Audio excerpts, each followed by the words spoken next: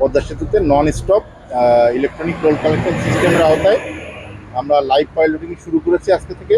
গাড়িগুলোকে আমরা প্রাথমিকভাবে ট্রাস্ট ব্যাংকের যে একটা অ্যাপ আছে, হ্যাঁ, ট্রাস্ট অ্যান্ড পে, এই ট্রাস্ট অ্যান্ড পেতে তাকে রেজিস্ট্রেশনের মাধ্যমে প্রথমবার বা একবারের মতো তার যে আরএফআইডি ট্যাগ আছে বিআরটি কর্তৃক প্রদত্ত, ওই আরএফআইডি ট্যাগটা চেক করার জন্য তাকে আমাদের পদ্মা সেতু মাওয়া টোল প্লাজার পাশে একটা আরএফআইডি বুথ আছে, এখানে তাকে একবারের জন্য আসতে হবে। আসার পরে আমরা তার ট্যাগটা চেক করব।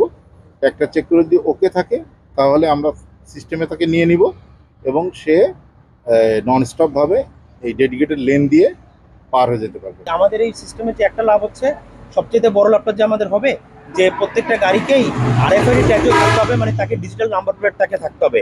আপনি জানেন বিআরটি ডিজিটাল নাম্বার প্লেট করলে আরএফআইডি ট্যাগটা দেয়।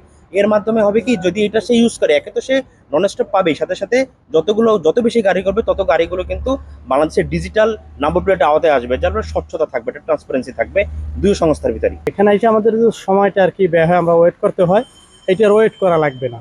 এজন্য এই বিষয়টা আসলে খুব ভালো। কোরবানি ঈদে বা বিভিন্ন সময় যখন আমরা যাওয়া আসা করি তখন অনেক যানজটের সৃষ্টি হয়, তখন এগুলো যদি আমরা এগুলো করা থাকে তাহলে আর যানজটের সৃষ্টি হয় না, আমরা আরামসে যেতে পারি।